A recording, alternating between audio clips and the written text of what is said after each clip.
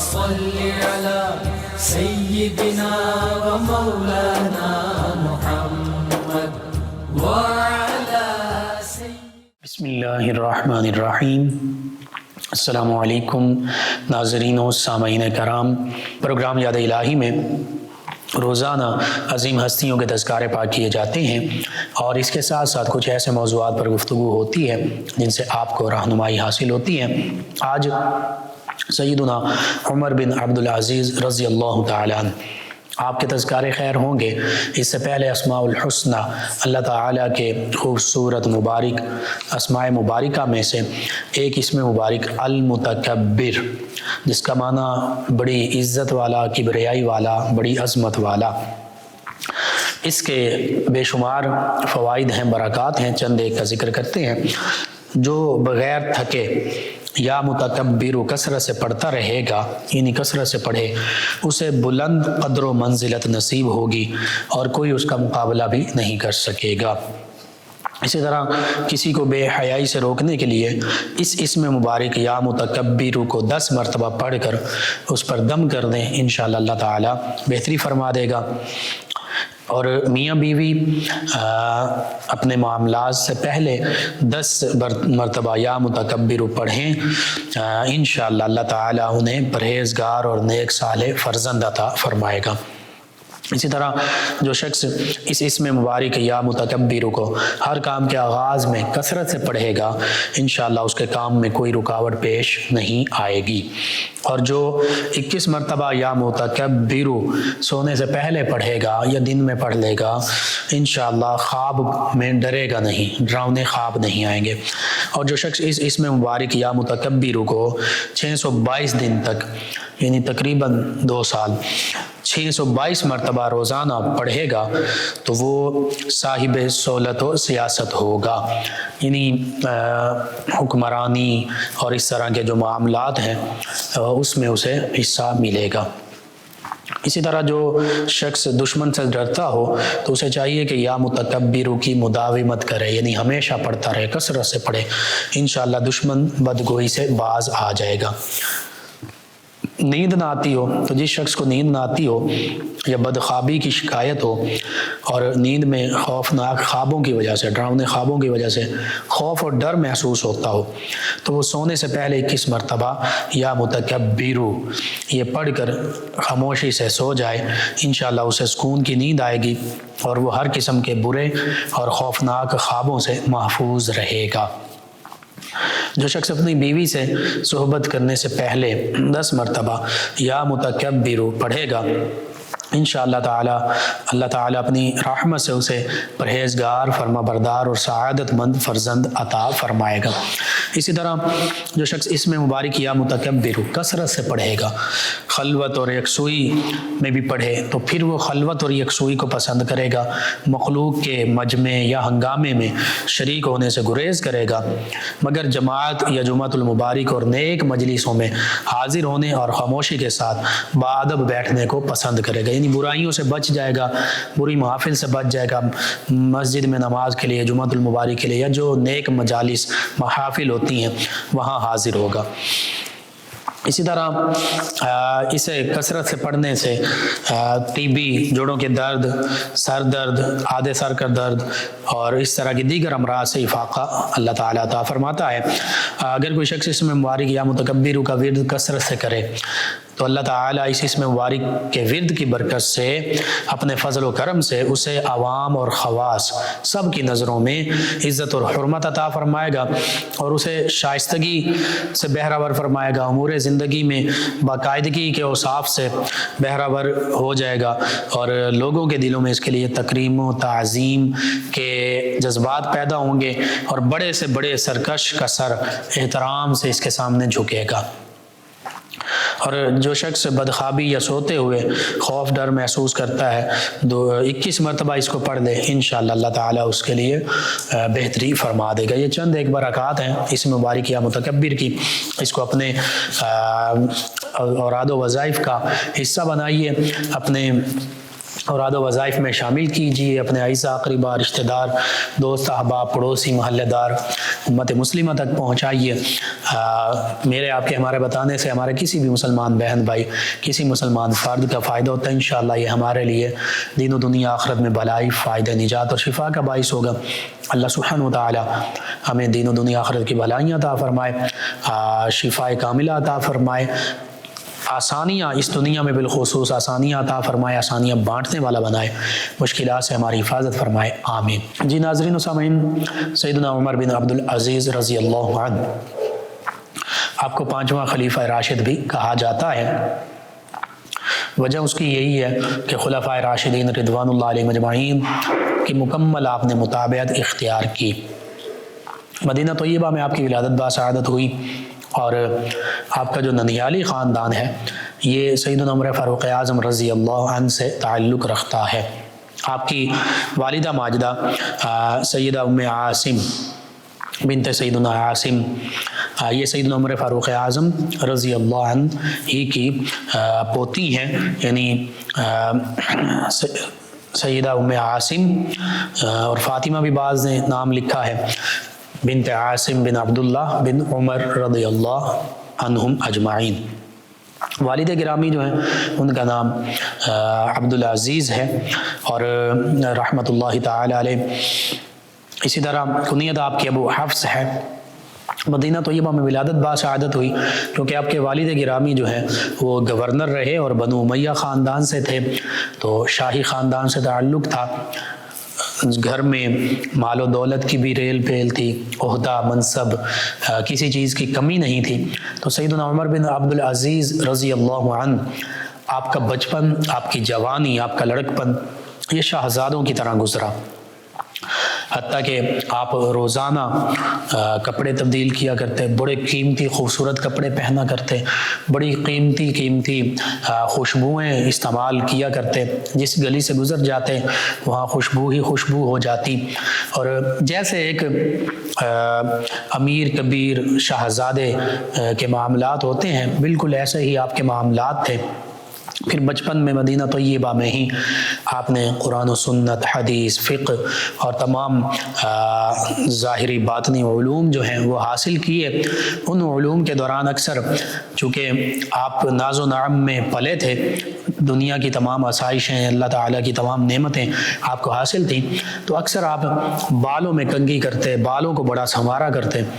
تو آپ کے استاد مکرم جو ہیں انہوں نے آپ کے والد گرامی کو اس بات کی شکایت کی کہ پڑھائی سے زیادہ یہ اپنے آپ کو سنوارنے میں توجہ دیتے ہیں، تو ان کے والد گرامی نے ان کو تنبیہ بھی کی، اور پھر ان کے بال جو ہیں وہ کٹوا دیے گئے، یعنی سر جو ہے وہ مکمل حلق کروا دیا گیا، ترشوا دیا گیا، جسے ہم عام معنی لفظوں میں ٹھنڈ کہتے ہیں، ٹھنڈ کروا دی گئی۔ تو یوں بچپن سے ہی آپ کی تعلیم و تربیت کا سلسلہ بھی جاری رہا، لیکن جو اللہ تعالیٰ کی نعمتیں، جائز نعمتیں حاصل تھیں، بالکل اس سے بھی آپ فائدہ اٹھاتے تھے۔ اللہ تعالیٰ جو جائز ذرائع سے اور جائز نعمتیں عطا فرمائے وہ منع نہیں ہے، لیکن کہنے کا مقصد یہ ہے کہ آپ کی ابتدائی زندگی، نوجوانی اور خلافت کا بار سنبھالنے سے پہلے تک کی جو زندگی ہے وہ اور تھی۔ جیسے ہی خلافت کی حکمرانی کی ذمہ داری آپ پر آئی تو یکسر آپ کی زندگی جو ہے 360 ڈگری وہ چینج ہو گئی مکمل۔ وہ کیسے چینج ہوئی؟ جب آپ خلیفہ بنائے گئے، آپ نہیں چاہتے تھے کہ آپ کو خلیفہ بنایا جائے، لیکن سلیمان بن عبد الملک اس نے یہی وصیت کی تھی اور آپ ہی کو نامزد کیا تھا، تو مجبوراً آپ نے خلافت کا بار اٹھایا، اور پھر جامع مسجد میں آ کے خطبہ بھی ارشاد فرمایا، یہ بتایا بھی کہ میں تو یہ خلافت کی ذمہ داری نہیں لینا چاہتا تھا، اگر کوئی اور میری جگہ پر خلیفہ بننا چاہتا ہے، اور لوگوں سے کہا کہ تم کسی اور کو منتخب کرنا چاہتے ہو تو بالکل تمہیں آزادی ہے، تم کسی اور کو اپنے لیے حکمران منتخب کر لو۔ تو تمام لوگوں نے بآواز بلند یہی کہا کہ نہیں، آپ ہی ہمارے خلیفہ ہیں، آپ ہی ہمارے حکمران ہیں۔ تو یوں تمام لوگوں کی شورا مشورے سے اجتماعی رائے سے ہی آپ کو خلیفہ منتخب کیا گیا۔ بس جب آپ خلیفہ منتخب ہوئے، آپ نے خطبہ ارشاد فرمایا جس کا خلاصہ یہ کہ اللہ اور اللہ کے حبیب صلی اللہ علیہ وآلہ وسلم کی سنت کی پیروی کرنا یہ ضروری ہے، اور جو اسلام کی تعلیمات ہیں ان کے مطابق حکمرانی کرنا ضروری ہے۔ عدل و انصاف آپ نے فرمایا یہ میرے ذمے ہے، حتیٰ کہ فرمایا کہ جو کمزور ہیں جن کا حق چھینا گیا ہے ان کو میں حق دلواؤں گا، اور جنہوں نے حق چھینا ہے ان سے وہ میں حق لے کر کمزوروں کو اور جن سے حق چھینا گیا ان کو واپس لوٹاؤں گا۔ بہرحال آپ حقیقت میں پتہ چلتا ہے کہ سیدنا عمر فاروق اعظم رضی اللہ عنہ کی اولاد میں سے ہیں، اور آپ کو عمر ثانی بھی کہا جاتا ہے اسی وجہ سے کہ سیدنا عمر فاروق اعظم رضی اللہ عنہ ہی کی طرح خلفائے راشدین رضوان اللہ علیہ مجمعین ہی کی طرح آپ نے وہی دور جو ہے وہ دوبارہ اس کی یاد دلا دی۔ یوں لگتا تھا کہ جیسے خلفائے راشدین رضوان اللہ علیہ مجمعین کے دور مبارک کی برکتیں جو ہیں وہ لوٹ آئی ہیں۔ بہرحال آپ کی شخصی اوصاف کا اگر ذکر کیا جائے، عابد و زاہد بھی تھے، عبادت کرتے تھے اللہ تعالیٰ کی یاد میں۔ خلیفہ بننے سے پہلے بھی اگرچہ ظاہری آپ کی شان و شوکت تھی، سارے معاملات تھے، لیکن بہت زیادہ عبادت کرنے والے تھے۔ خصوصاً خلیفہ بننے کے بعد تو اللہ تعالیٰ کا تقوی، خشیت اور ڈر ایسا تھا کہ راتوں کو اٹھ اٹھ کر اللہ کی یاد میں مشغول ہو جاتے، سجدہ ریز ہو جاتے، آنکھوں سے آنسو بہنے لگتے۔ پھر تحمل مزاج تھے، بردبار تھے، کبھی کسی سے انتقام یا بدلہ نہیں لیا اپنی ذات کے لیے، تو خاص طور پر ہاں جہاں انصاف کا معاملہ آتا تھا وہاں کبھی نرمی نہیں فرمائی۔ جس کا اگر کمزور کا حق بڑے بڑے شاہی خاندان کے لوگوں سے بھی دلوانا ہوتا تو دلوا کر آپ رہتے۔ عاجزی انکساری کا پیکر تھے، اتنی ناز و نعم میں پلنے کے باوجود بہت زیادہ عاجزی انکساری کا اظہار کرتے تھے۔ خلفائے راشدین بالخصوص سیدنا عمر فاروق اعظم رضی اللہ عنہ کی صفات ان کی اولاد پاک ہونے کی نسبت سے آپ میں موجود تھی۔ اسی طرح خوف خدا سے لبریز، اللہ کے سامنے کانپنے والے، گر گڑانے والے، اور پھر عدل و انصاف قائم کرنے والے، یہ آپ کا ایک نمایاں وصف ہے۔ نیکیوں اور بھلائیوں کا محبوب رکھنے والے۔ نوجوانی میں بھی آپ گناہوں کی طرف مائل نہیں ہوئے، اگرچہ وہی معاملہ کہ اللہ تعالیٰ نے اتنی نعمتیں عطا فرمائی تھیں، ان نعمتوں سے زیادہ سے زیادہ آپ نے فائدہ اٹھایا۔ پھر خلیفہ بنا دیے گئے تو اس وقت بھی نیکی کا حکم دینے والے، برائی سے منع کرنے والے تھے، اور آپ کا شمار ان خلفائے کرام میں ہوتا ہے کہ جو خلیفہ ہونے کے باوجود شان و شوکت اور عیش و عشرت کی زندگی سے دور رہے۔ اب حکمران کیسے ہونے چاہیے، یہ نبی کریم صلی اللہ علیہ وآلہ وسلم کی حیات مبارکہ سب سے بڑی مثال ہمارے سامنے۔ اسی طرح سیدنا یوسف علیہ السلام، انبیاء کرام علیہ السلام، پھر خلفائے راشدین رضوان اللہ علیہ مجمعین، خاص طور پر ان کی زندگیاں، ان کی حکمرانی آج بھی ہمارے مسلمان حکمرانوں کے لیے مشعل راہ ہے۔ ان کے بعد سیدنا عمر بن عبدالعزیز رضی اللہ عنہ کی حیات مبارکہ آج کے تمام مسلمان حکمرانوں کے لیے ایک سبق ہے کہ ہمارے آج کے مسلمان حکمرانوں کو کیسے حکمرانی کرنی چاہیے۔ وہ سیدنا عمر بن عبدالعزیز رضی اللہ عنہ کی حیات مبارکہ کو پڑھیں، سمجھیں، جانیں، اور اس کو اپنے اوپر بھی اور مسلمان ممالک اور ریاستوں پر بھی امپلیمنٹ کرنے کی کوشش کریں، اس کا نفاذ کریں، قرآن و سنت کی تعلیمات کا نفاذ کریں۔ تو پھر دیکھیے کیسے اسلامی ممالک جو ہیں ان کے تمام معاملات، عسکری، معاشی، اقتصادی، سیاسی معاملات بہتری کی جانب جاتے ہیں۔ عوام، رعایا کیسے خوشحال ہوتی ہے۔ عوام اور رعایا پھر بد دعائیں دینے کی بجائے اپنے حکمرانوں کو، جب عدل و انصاف کا دورہ ہوگا، جب خوشحالی ہوگی، جب عوام چین و سکھ کا سانس لے گی تو پھر وہ دعائیں دیں گے۔ بہرحال سیدنا عمر بن عبدالعزیز رضی اللہ عنہ آپ فقیہ بھی تھے، آپ محدث بھی تھے، آپ مفسر بھی تھے، قرآن و سنت کے عالم بھی تھے۔ یہ آپ کا ترہ امتیاز ہے کہ اتنا بڑے شہزادے اور پھر حکمران اور خلیفہ ہونے کے باوجود قرآن و سنت کی تعلیمات سے مکمل طور پر بہرہ ور تھے۔ اسی لیے تو آپ نے حکمرانی کا انداز جو ہے بالکل قرآن و سنت ہی کی تعلیمات کے مطابق اختیار کیا۔ حتیٰ کہ آپ نے صرف 2.5 سال 29 ماہ آپ نے حکمرانی فرمائی، اس کے بعد آپ کا وصال ہو گیا۔ تو اس 29 ماہ کے عرصے میں دنیا کے ایک بڑے حصے، بر اعظم افریقہ، بر اعظم یورپ، بر اعظم ایشیا، حتیٰ کہ یہاں بلوچستان تک سرحدیں پھیل چکی تھیں، اور محمد بن قاسم علیہ الرحمہ یہ بھی یہاں آ چکے تھے۔ یہ سارے معاملات ان سارے بر اعظم، اور یہی تینوں بر اعظم تھے۔ بر اعظم امریکہ تو اس وقت دریافت ہی نہیں ہوا تھا، نارتھ اور ساؤتھ امریکہ، اور اسی طرح انٹارکٹیکا، یہ 3 بر اعظم، یا آسٹریلیا، ان بر اعظموں میں کچھ دریافت نہیں ہوئے تھے، کچھ میں اس وقت کوئی خاص لوگ رہتے ہی نہیں تھے۔ تو یہی 3 بر اعظم تھے بڑے، ایشیا، یورپ اور افریقہ۔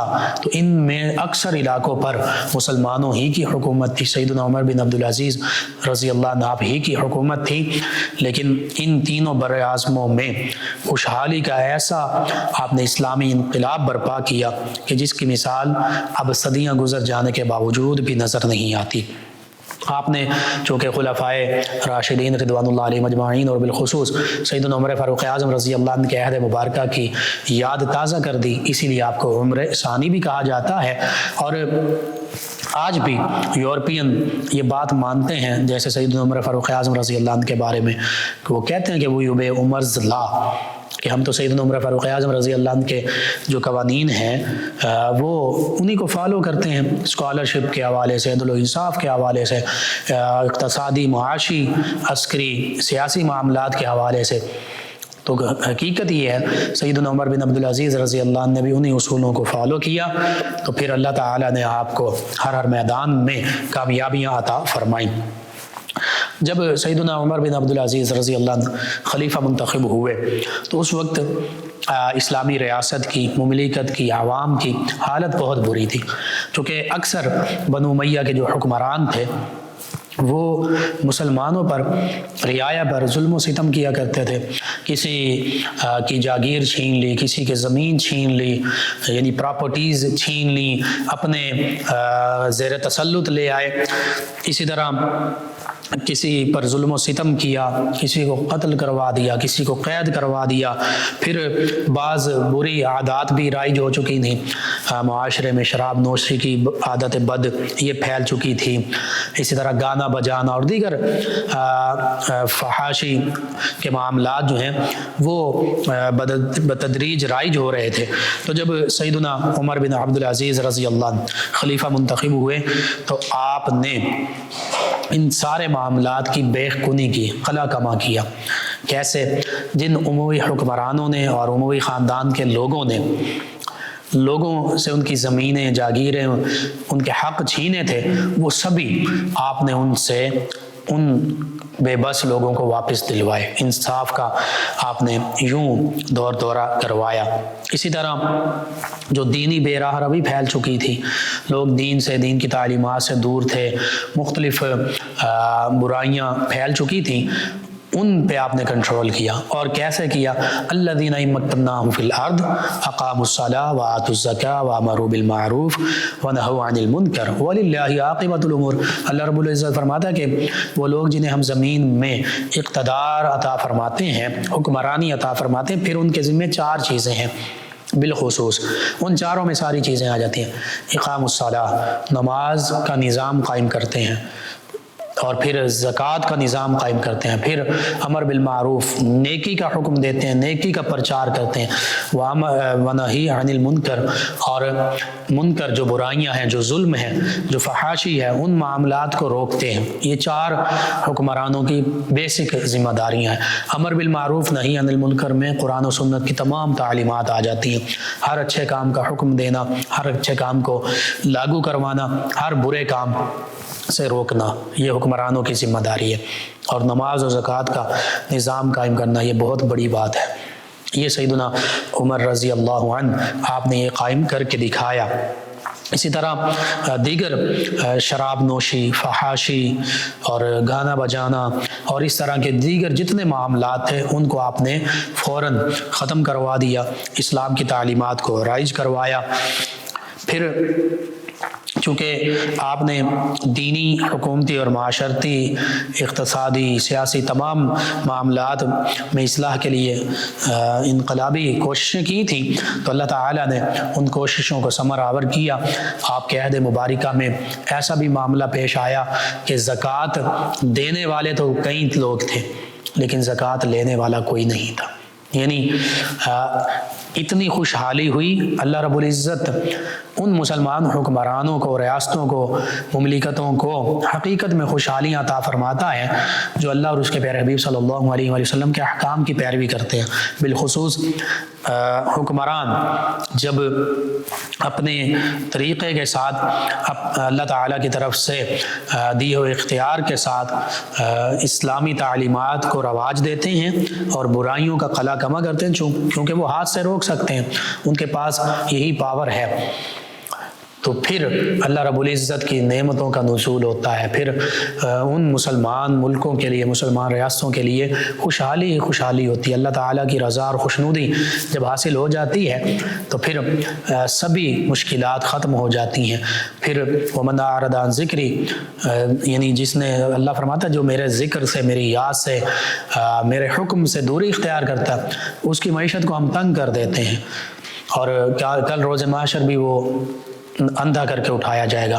تو یہ مسلمان حکمرانوں کے لیے بھی ہے۔ بالخصوص اگر مسلمان حکمران اللہ کے احکام کو یاد رکھتے ہوئے، اللہ کو یاد رکھتے ہوئے اپنے دور حکومت میں اسلامی تعلیمات، امر بالمعروف، اس کا پرچار کریں گے اور لاگو کروائیں گے، رائج کروائیں گے، بزور بازو کروا سکتے ہیں مسلمانوں پر، تو پھر اس کے بدلے میں اسی زندگی میں ان کی معیشت کھل جائے گی، ان کے معاشی مسائل حل ہو جائیں گے، پھر IMF اور اس طرح کے معاملات کی طرف بھی دیکھنے کی ضرورت نہیں پڑتی، پھر اللہ تعالیٰ کی طرف سے خاص نعمتیں، برکتیں حاصل ہوتی ہیں۔ بہرحال سیدنا عمر بن عبدالعزیز رضی اللہ عنہ، آپ نے ان تمام معاملات کو درست کیا، لوگوں کو حقوق دلوائے، ان کی زمینیں، ان کی جائیدادیں واپس دلوائیں، اسی طرح برائیوں کا قلع کما کیا، اور پھر آپ نے اسلام کی ترویج کے لیے بھی کوششیں کی، جو کہ مسلمانوں کا فریضہ ہے، بالخصوص حکمرانوں کا فریضہ ہے۔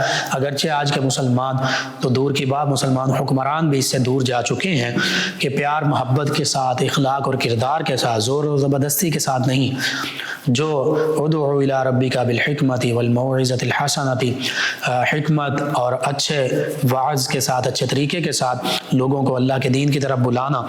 تو اشاعت دین کے لیے آپ نے لوگوں کو، انسانیت کو اس دین اسلام کی طرف دعوت دینے کے لیے مختلف دور دراز کے ممالک، حتیٰ کہ مشرق وسطیٰ، چین، یورپ، ان ممالک میں علماء کرام کے وفود بھیجے، اور جو وہاں جا کر وہاں سب سے پہلے وہاں کے حکمرانوں کو اسلام کی دعوت دیتے تھے، اور حقیقت بھی یہی ہے۔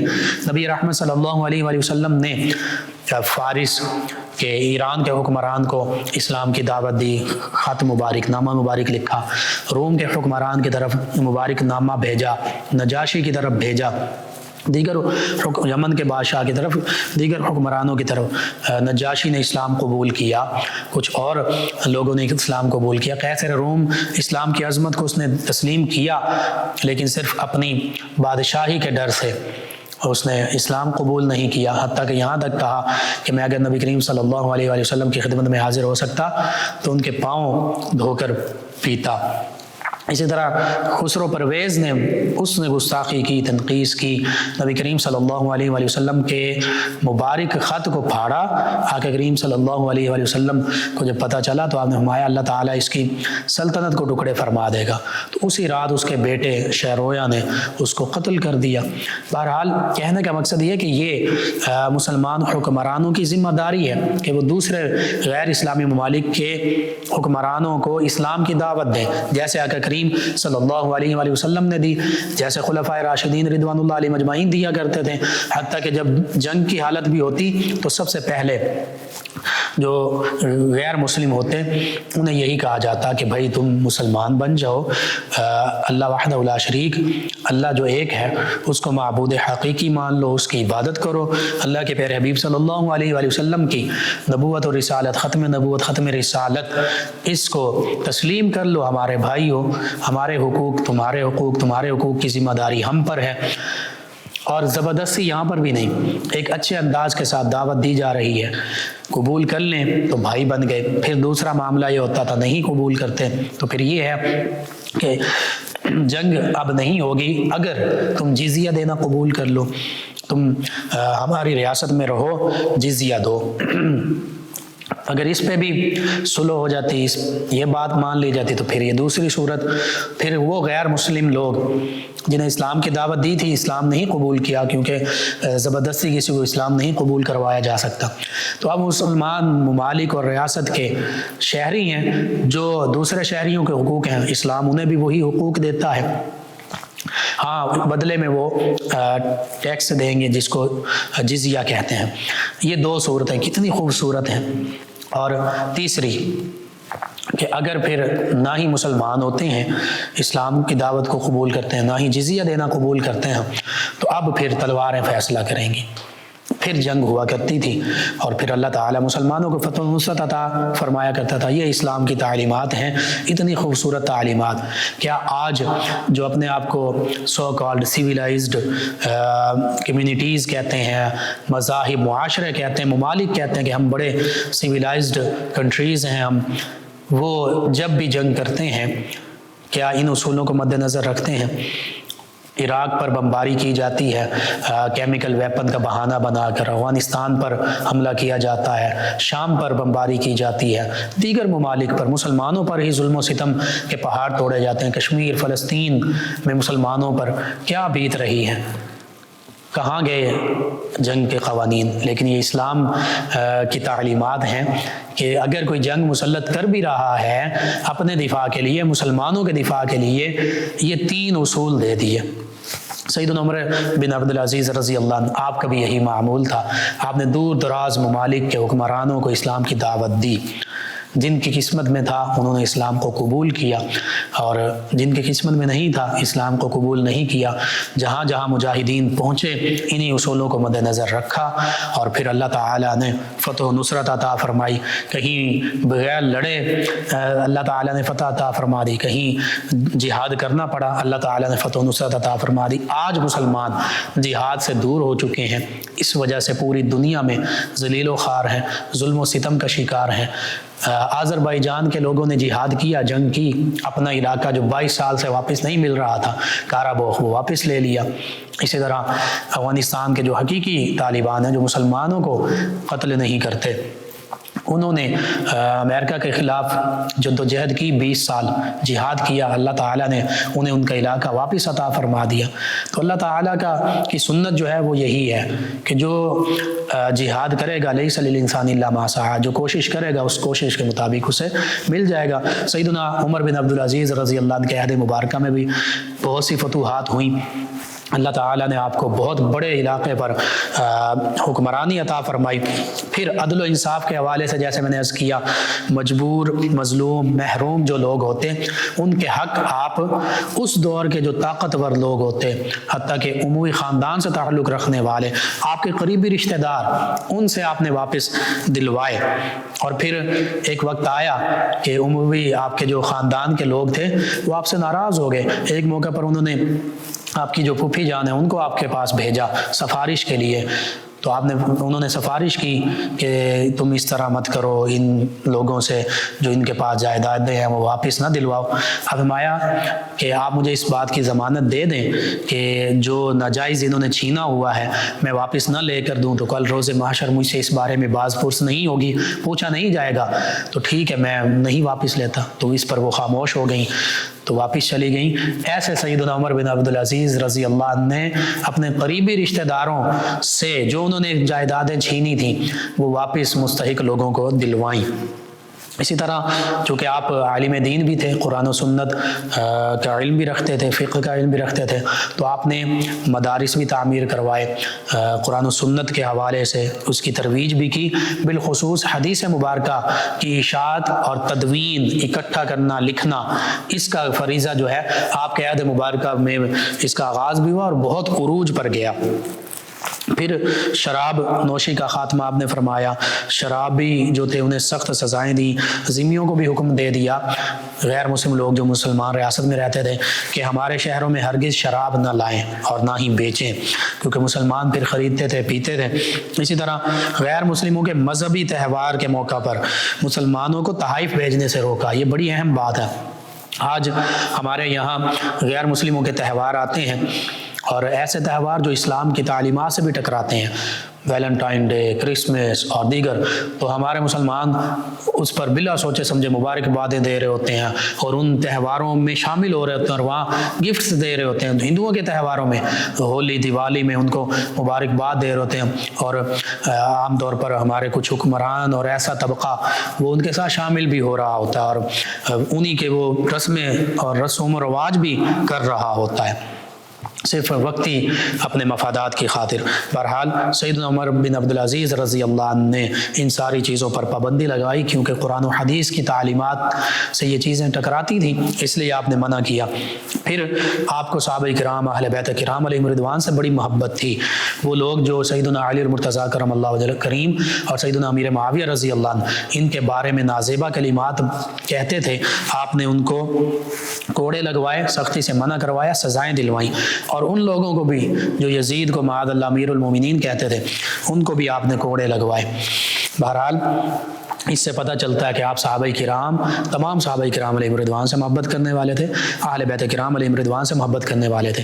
اس حوالے سے حضور غوث اعظم رضی اللہ عنہ کا فرمان ہمارے سامنے موجود ہے، فقہاء، علماء، اسلاف کا یہی فرمان ہے، آپ کا بھی، کہ جو صحابہ کرام علیہ رضوان کے اگر آپس کے معاملات بھی ہیں تو ان پر ہمیں کف لسان کا حکم ہے۔ ہمارا یہ حق نہیں ہے کہ ہم ان مشاجرات صحابہ کرام علیہ رضوان پر بات کریں۔ ہاں، تمام صحابہ کرام علیہ رضوان کے فضائل بیان کرنا یہ ہمارے لیے ضروری ہے۔ بہرحال آپ نے مسافروں کے لیے سرائے تعمیر کروائے، ان کے رہنے کا انتظام، کھانے کا انتظام، اسی طرح ان کی سواریوں کے لیے، چونکہ گھوڑے یا اونٹ وغیرہ ہوتے تھے تو استبل تعمیر کروائے۔ نابینا لوگ، کمزور لوگ، بیمار لوگ، فالج زدہ لوگ، یتیم اور معذور لوگ، ان کی خدمت کے لیے غلام مقرر کیے، ان کے لیے بیت المال سے وظائف، اسکالرشپ، معذرت، پیسوں کا انتظام کروایا اور بچوں کے بھی وظائف مقرر کروائے۔ تو یہ سیدنا عمر بن عبدالعزیز رضی اللہ عنہ نے اسی طرح سیدنا عمر فاروق اعظم رضی اللہ عنہ کی طرح معاشرے کا جو پسا کمزور حال طبقہ تھا اس کے تمام معاملات اور ذمہ داریوں کو خود سر انجام دیا۔ آج بھی مسلمان ریاستوں کی یہ ذمہ داری ہے کہ اگر کوئی یتیم ہے، کوئی بیوہ ہے، کوئی مستحق ہے، کوئی مجبور ہے، معذور ہے، جن کا کوئی کمانے والا نہیں، تو ریاست کی یہ ذمہ داری ہے کہ ان کے تمام معاملات وہ پورے کریں۔ تو یوں آپ نے عدل و انصاف کا نظام قائم کیا، امر بالمعروف نہی عن المنکر کا نظام قائم کیا، صلاۃ اور زکوٰۃ کا نظام قائم کیا، اور زکوٰۃ کا میں نے عرض کیا ایسا نظام کہ زکوٰۃ دینے والے کہتے تھے کہ کوئی ہمیں ملے بندہ جو مستحق ہو، لیکن زکوٰۃ لینے والا کوئی نہیں تھا۔ آج بھی ضرورت اس امر کی ہے۔ آج ہمارے حکمران تمام اسلامی ممالک ہیں، اگر قرآن و سنت کی تعلیمات کے مطابق، نبی رحمت صلی اللہ علیہ وآلہ وسلم کی تعلیمات، صحابہ کرام علیہ رضوان کا جیسے انہوں نے خلفائے راشدین نے حکمرانی کی، خلافت کا فریضہ سر انجام دیا، اور سیدنا عمر بن عبدالعزیز رضی اللہ عنہ، ان کے مطابق آج بھی ہمارے تمام اسلامی ممالک حکمران ہو جائیں اور انہی تعلیمات کے مطابق اپنے حکمرانی کے معاملات سر انجام دیں، تو پھر دیکھیے ہر حوالے سے مسلمان سرخرو ہوں، خوشحال ہو جائیں، کسی قسم کے قرضے لینے کی ضرورت نہ پڑے، معاشی خوشحالی ہو جائے، اقتصادی خوشحالی ہو جائے، معاشرتی طور پر معاشرے میں چوری، ڈاک زنی، یہ ساری چیزیں اگر سب لوگوں کو ان کے حقوق مل رہے ہوں، کوئی بھوکا نہ سوئے، تو پھر کسی کو کیا ضرورت ہے کہ وہ چوری کرے، وہ ڈاکے ڈالے، وہ قتل و غارت گری کرے، کسی کا حق نہ چھینا جا رہا ہو تو کسی کو کیا ضرورت ہے کہ وہ اس طرح کے معاملات کرے۔ اللہ سبحانہ وتعالی سے دعا، اللہ تعالی ہمیں، ہمارے حکمرانوں کو ان معروضات پر عمل پیرا ہونے کی توفیق عطا فرمائے، اور ان عظیم ہستیوں کو ان عظیم ہستیوں کے تصدق سے عالم اسلام کو سربلندی عطا فرمائے، آمین۔ اللهم صل على سيدنا ومولانا محمد وعلى جی ناظرین سامعین، ایک مرتبہ پھر آپ کی خدمت میں حاضر ہیں، آپ کا میزبان محمد لقمان رضا۔ ناظرین سامعین، اس دوران ہمیں جوائن کیا آصف صاحب ہیں، کہتے پروگرام بہت اچھا ہے اور کام یعنی جاب نہیں کوئی ان کے پاس، وظیفہ اس حوالے سے اللہ کو یاد کیجیے، نماز کی استغفار کی کثرت کیجیے، بالخصوص 3 نفلی روزے رکھیں، فجر کی نماز پڑھ کر 10,000 مرتبہ یا رزاقو یا رزاقو پڑھیں، اور درود تنجینا 1000 مرتبہ مل بیٹھ کر پڑھ لیں، اور اللہ کے پیارے حبیب صلی اللہ علیہ وآلہ وسلم کے وسیلے سے دعا مانگیں، انشاءاللہ اللہ تعالیٰ بہتری فرما دے گا۔ ملک ریاض صاحب ہیں، انہوں نے کہا کہ ان کا طلاق کا معاملہ ہوا ہے اور رشتہ دار بھی ان سے بات نہیں کرتے، کہتے ہیں بہت پریشان ہوں۔ جی آپ درود پاک کی کثرت کریں، باوضو رہیں، نماز پڑھیں، اللہ کو یاد کریں، انشاءاللہ اللہ تعالیٰ بہتری فرما دے گا۔ مظہر صاحب ہیں، انہوں نے کہا کہ ان کی وائف کا آپریشن ہے، دعا کر دیں جی اللہ تعالیٰ کامل شفا عطا فرمائے، اور وظیفہ پوچھا ہے یا سلامو آپ کثرت سے پڑھیں، اللہ تعالیٰ سلامتی عطا فرمائے گا۔ محمد شیر صاحب ہیں سرگودا سے، کہتے ہیں مفتی صاحب آپ کو اور پوری ٹیم کو سلام۔ جی وعلیکم السلام۔ شوگر کا انہوں نے پوچھا، روحانی علاج، جی سورہ بنی اسرائیل 15ویں پارے میں اس کی آیت مبارکہ 82 ہے، رب ادخلنی مدخل صدق واخرجنی مخرج صدق واجعل لی من لدنک سلطانا نصیرا، اس کو 41 مرتبہ پڑھ کے پانی پر دم کر کے پئیں، صبح شام دم کریں، اللہ تعالیٰ شفا عطا فرمائے گا۔ میڈیسن بھی لیں، علاج بھی کروائیں۔ محمد فاضل طاہر ہیں، کہتے ہیں کہ دل سے دنیا نکلنے کا وظیفہ بتا دیں، دنیا کی طرف رغبت نہ ہو، دل بس اللہ کی جستجو میں رہے۔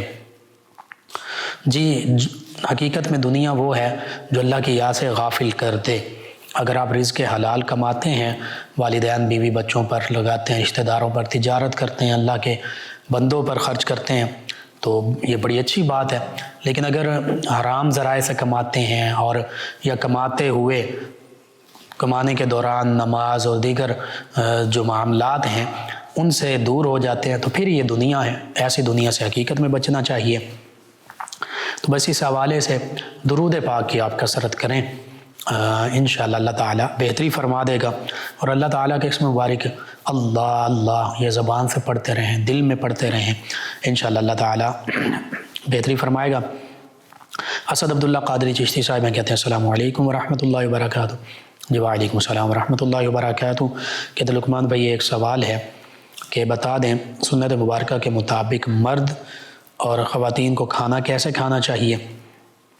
جی میں بتاتا ہوں، چوکڑی مار کر بیٹھ کر بھی کھانا کھا سکتے ہیں، اور یہ بھی سنت میں ہے کہ دایاں جو گھٹنا ہے، دائیں ٹانگ وہ کھڑی ہو، اور بایاں جو پاؤں ہے، ٹانگ ہے، اسے بچھا دیا جائے، اس طرح بھی کھا سکتے ہیں، اور دسترخوان لگا کر نیچے زمین پر بیٹھ کر کھایا جائے، یہ بھی سنت مبارکہ، بہتر بھی یہی ہے مرد و خواتین سبھی کے لیے۔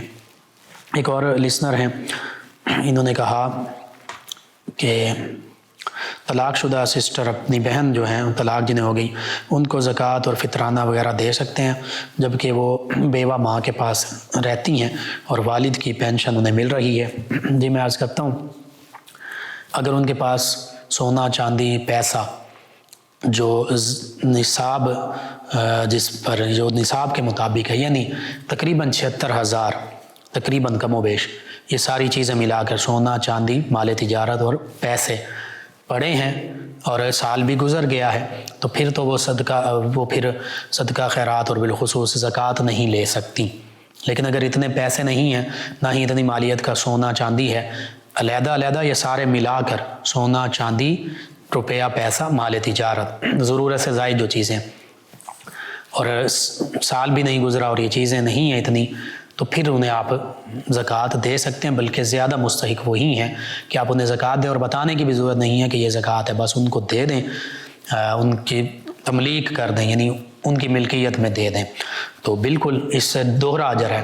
اپنے قریبی رشتہ داروں کو،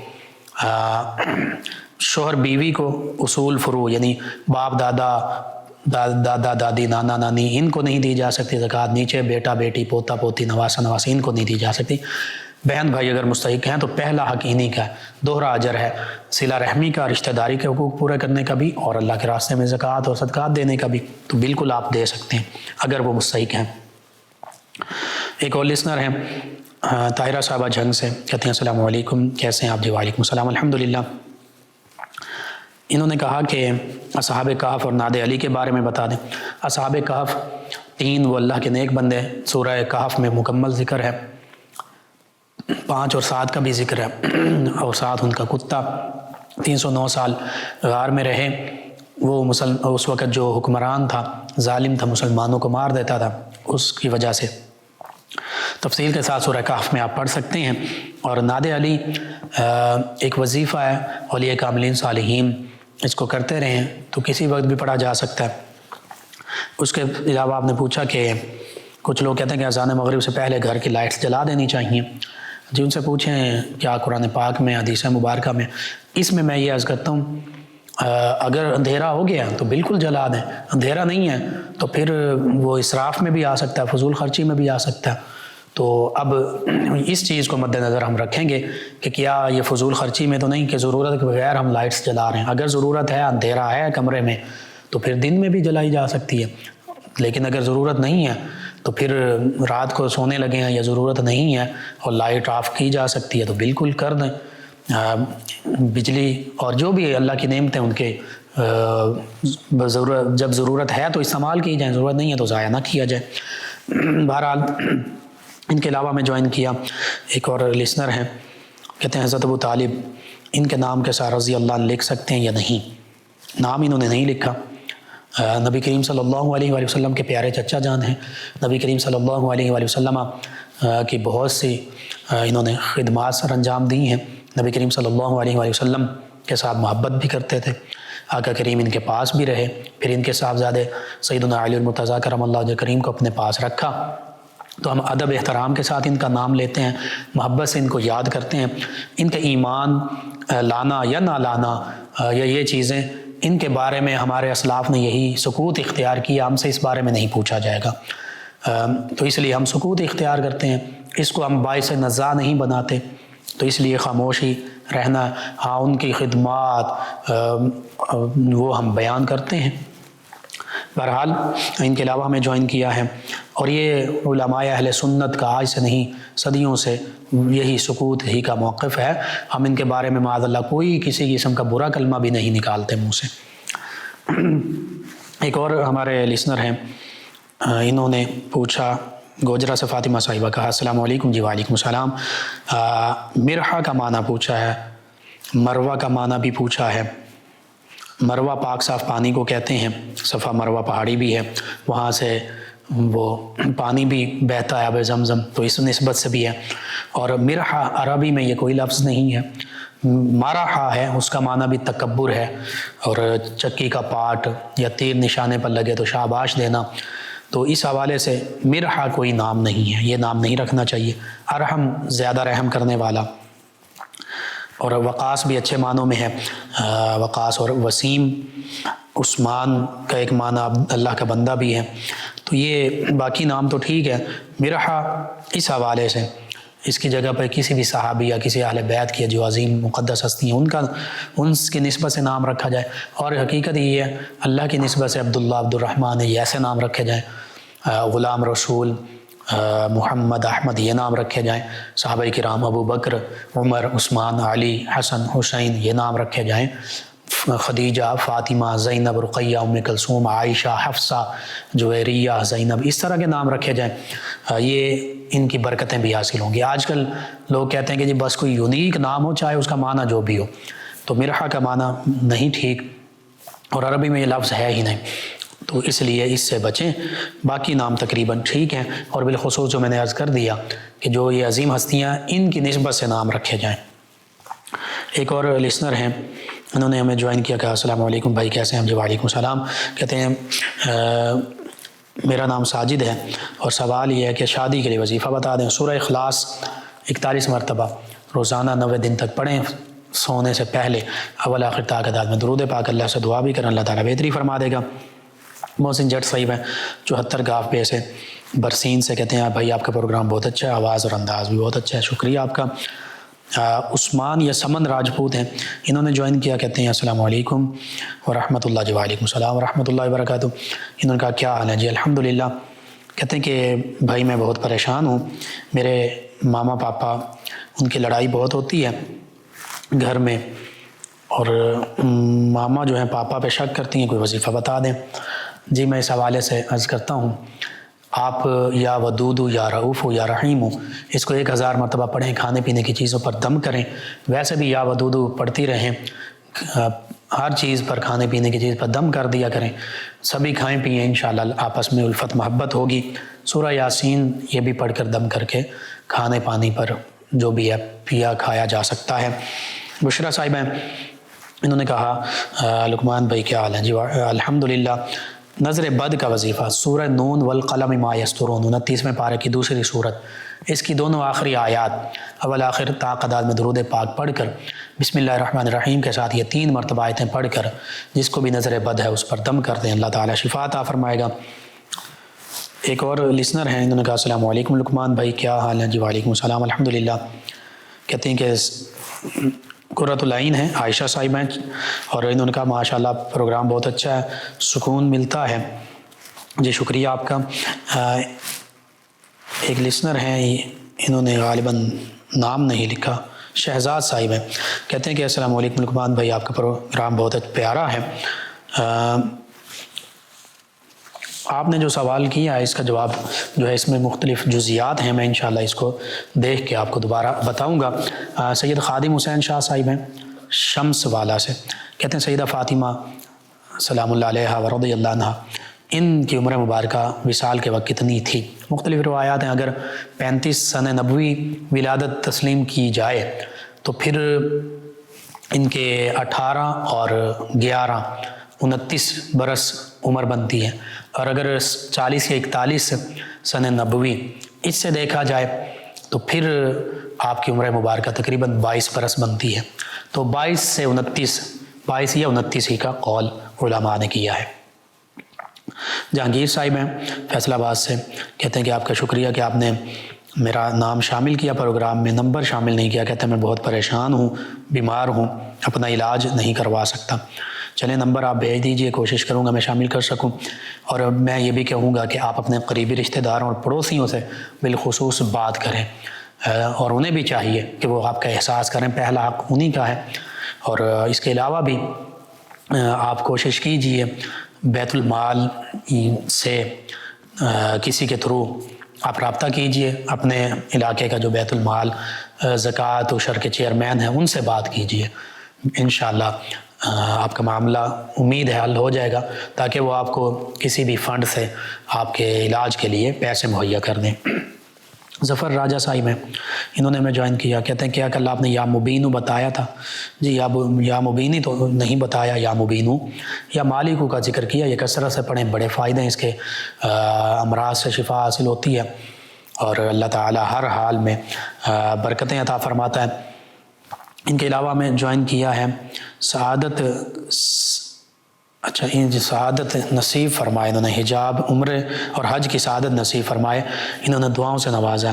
کہتے ہیں لقمان بھائی السلام علیکم۔ جی وعلیکم السلام۔ کہتے ہیں ماشاءاللہ آپ کا بیان کرنے کا انداز بہت پیارا ہے، اللہ تعالیٰ آپ کو ایسے ہی بیان کرنے کی توفیق دے، ہمیں اس پر عمل کرنے کی توفیق دے، اللہ تعالیٰ آپ کو حج اور عمرے کی سعادت نصیب فرمائے، آمین۔ نام آپ نے نہیں لکھا، نام لکھ دیتے میں بول دیتا۔ ضیاء عوان صاحب ہیں، کہتے ہیں سب کی سلامتی کے لیے دعا گو ہیں۔ جی شکریہ آپ کا۔ ایک اور لسنر ہیں، کہتے ہیں السلام علیکم بھائی کیا حال ہے؟ جی وعلیکم السلام۔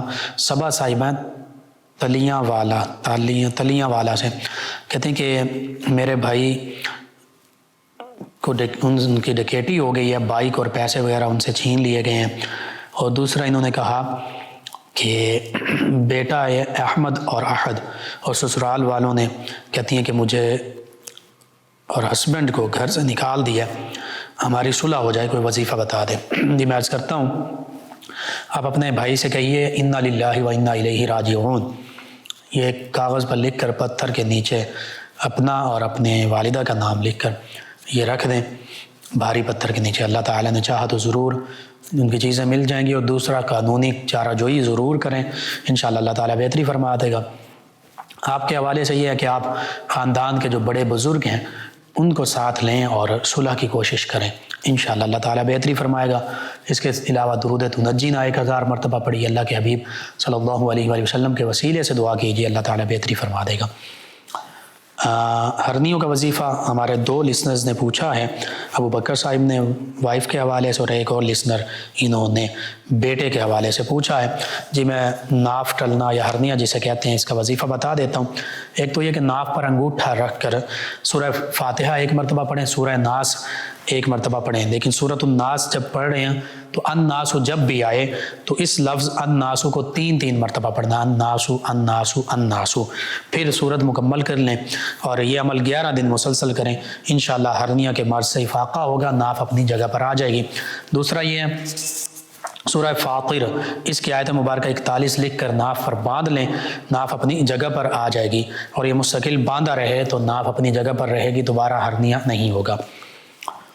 ان کے علاوہ ہمیں جوائن کیا ایک اور لسنر ہیں، انہوں نے کہا، نادیہ صاحبہ کہتے ہیں السلام علیکم بھائی کیسے ہیں آپ؟ جی وعلیکم السلام الحمدللہ۔ کہتی ہیں کہ پروگرام ہمیشہ کی طرح بہت اچھا ہے، اللہ پاک آپ کو ہمیشہ خوش رکھے، سلامت رکھے، آمین۔ اللہ تعالیٰ آپ کو، تمام امت مسلمہ کو، تمام ویورز لسنرز کو دین و دنیا آخرت کی بھلائیاں عطا فرمائے۔ ایک لسنر کہتے ہیں کہ بیٹی اچانک کھیلتے ہوئے رونے لگ جاتی ہے، اس کے لیے کوئی وظیفہ بتا دیں۔ جی میں اس حوالے سے یہ عرض کروں گا کہ آپ سورہ یاسین بھی پڑھ کر اس پر دم کریں، اور نظر کے حوالے سے سورہ نون والقلم کی دونوں آخری آیتیں وہ 3 مرتبہ پڑھ کر دم کریں، اور صبح شام سورہ فاتحہ، آیت الکرسی اور چاروں قل 3 مرتبہ پڑھ کر دم کریں، اول آخر تعداد میں درود پاک پڑھیں، اللہ تعالیٰ شفا عطا فرمائے گا۔ رمضان صاحب نے ہمیں جوائن کیا، سلام کہا، جی وعلیکم السلام ورحمۃ اللہ۔ محمد دین صاحب ہیں، 22 رجب کو کہتے ہیں ختم دلانا چاہیے، جی کسی بھی دن کسی بھی وقت قرآن مجید فرقان حمید کی تلاوت ہی ہے، کی جا سکتی ہے، کھانا بھی کھلایا جا سکتا ہے، ایصال ثواب ہے اس کی اصل بیس جو ہے، تو ایصال ثواب کیا جا سکتا ہے کسی بھی طریقے سے۔ محمد بکر صاحب ہیں، انہوں نے ہرنیوں کا پوچھا، میں نے عرض کر دیا۔ ایک اور لسنر ہیں کرن، فاطمہ اور نمرہ اور شمیلہ کا معنی پوچھا۔ جی کرن سورج کی جو روشنی اس کو کہتے ہیں، فاطمہ آگ سے بچانے والی، اور نمرہ یہ مسجد نمرہ بھی ہے، اور نمرہ کا ایک معنی جو ہے خوشبودار گھاس بھی ہے۔ اسی طرح شمائلہ کا معنی اچھی عادات والی، تو اچھے نام ہیں۔ ان کے علاوہ میں جو ان کا ایک اور لسنر ہیں، کہتے ہیں السلام علیکم لقمان بھائی کیسے ہیں، کیا حال ہے؟ جی وعلیکم السلام الحمدللہ۔ کہتے ہیں ماشاءاللہ آپ کا بیان کرنے کے اللہ تعالیٰ اسی طرح توفیق عطا فرمائے اور ہمیں اس پر عمل کرنے والا بنائے، اللہ تعالیٰ آپ کو حج اور عمرہ کی سعادت نصیب فرمائے۔ جی شکریہ، آپ نے اپنی دعاؤں سے ہمیں نوازا۔ ایک اور لسنر ہیں، یہ کہتے ہیں کہ ہمیں بلڈ پریشر کا وظیفہ بتا دیں، شاہد صاحب ہے۔ ایک تو درود پاک کثرت سے پڑھیں، دوسرا سورہ آل عمران کی آیت مبارکہ، اگر بلڈ پریشر ہائی ہوتا ہے 134، سورہ آل عمران آیت مبارکہ 134، اس کو 41 مرتبہ پڑھ کر اول آخر تعداد میں درود پاک پڑھ کر پانی پر دم کر کے پانی پیتے رہیں، اللہ تعالیٰ شفا عطا فرمائے گا۔ نتاشا کا معنی پوچھا ہے، جی اس کا معنی اللہ تعالیٰ کی عطا۔ اللہ دتا صاحب میں تاجہ بیر والا سے، کہتے ہیں ویری نائس پروگرام، جی شکریہ آپ کا۔ ایک اور ہمارے لسنر ہیں اعجاز حسین صاحب، کہتے ہیں آپ کا پروگرام پورا پروگرام میں سنتا ہوں، ماشاءاللہ بہت اچھا ہے۔ اور محمد اعظم اللہ عباس یا عظمت اللہ عباس، یہ فیصل آباد سے انہوں نے ہمیں جوائن کیا ہے، کہتے ہیں السلام علیکم بھائی، جی وعلیکم السلام۔ کہتے ہیں میں آپ کا پروگرام روز سنتا ہوں، ماشاءاللہ آپ کا پروگرام سے ہمیں اصلاح ملتی ہے اور دل کو راحت ملتی ہے، اللہ تعالیٰ آپ کو ہمیشہ سلامت رکھے۔ جی بہت شکریہ، اللہ تعالیٰ آپ کو، تمام امت مسلمہ کو سلامت رکھے۔ آپ تمام ویورز لسنرز کا شکریہ، آپ ہمیں جوائن کرتے ہیں، پروگرام یاد الہی میں شامل ہوتے ہیں، اپنے فیڈ بیک سے آگاہ کرتے ہیں۔ ناظرین و سامعین، پروگرام یاد الہی کا وقت ختم ہو جاتا ہے، انشاءاللہ کل صبح دوبارہ آپ سے ملاقات ہوگی۔ پروگرام یاد الہی میں اپنے میزبان محمد لقمان رضا اور ہماری ٹیم کو اجازت دیجیے، اللہ نگہبان۔ اللہم صل علی سیدنا و مولانا